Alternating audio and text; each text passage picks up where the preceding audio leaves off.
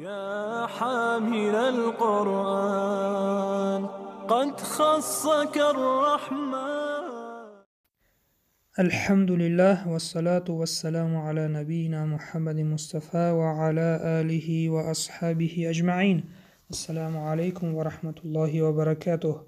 درس امروزه سوره فیل. يا حامل القرآن أعوذ بالله من الشيطان الرجيم. بسم الله الرحمن الرحيم. ألم تر كيف فعل ربك بأصحاب الفیل؟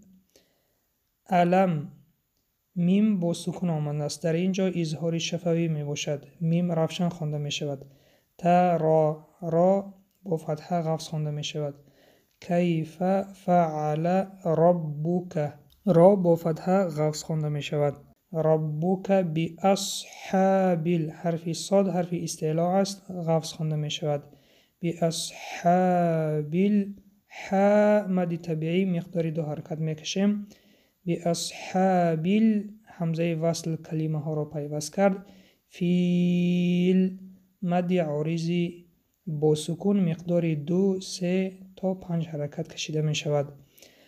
الم یجعل کیدهم فی تضلیل. الم میم با سکون در اینجا هم اظهار شفوی حرف میم روشن خوانده می شود. یج حرف جیم با سکون قلقله صدا می دهد. یج قلقله می کنیم. یجعل کیدهم کیدهم حرف میم با سکون در اینجا هم اظهار شفوی حرف میم روشن خوانده می شود. فی مد طبیعی مقدار 2 حرکت می کشیم. تضلیل حرف ضاد حرف استعلاء است و با سکون آمده است. حرکت کنیم که قلقله نشود، یعنی تد نشود. تد زبان را پهلوی زبان را در دندانهای کام می داریم تا که قلقله نشود. تد نشود، این خطا است. تد این طور. تضلیل لیل مد عارضی با سکون مقدار 2 3 تا 5 حرکت کشیده می شود. و ارسل علیهم طیرا ابابیل.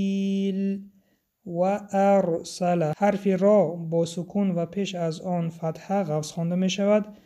علیهم حرف میم با سکون اظهار شفوی روشن خوانده می شود. طیران حرف طا حرف استعلاء است، قفس می خوانیم. طیران را با فتحه قفس خوانده می شود. طیران ابابیل. بعد از تنوین همزه آمد، در اینجا اظهار. ابا مد طبیعی مقدار 2 حرکت می کشیم. بیل مد عارضی با سکون مقدار 2 3 تا 5 حرکت کشیدن ممکن است. ترمیهم بحجارة من سجیل. تر حرف را با سکون و پیش از آن فتحه قفس خوانده می شود. تر نه تر قفس خوانده می شود. میهم می مد طبیعی مقدار 2 حرکت می کشیم.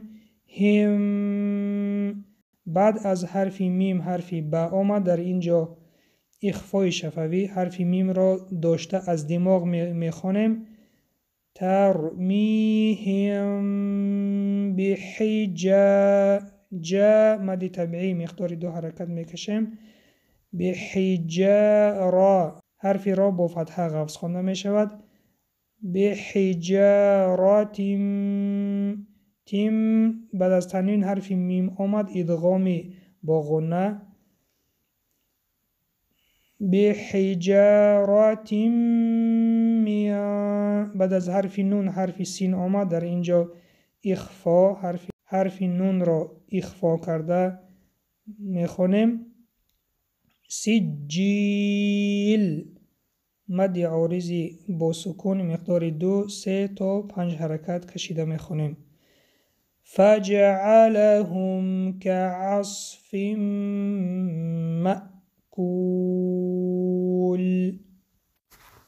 فجعلهم حرف میم با سکون اظهار شفوی روشن خوانده می شود. كعصف حرف صاد حرف استعلا از حفظ می خوانیم. كعصف بعد از تنوین این حرف میم آمد ادغام با غنه. كعصف مأکول کول. مد عارضی با سکون مقدار 2 3 تا 5 حرکت کشیده می خوانیم. این بود درس امروزه. با همین درس را به آخر می رسانیم. السلام علیکم و رحمت الله و برکاته.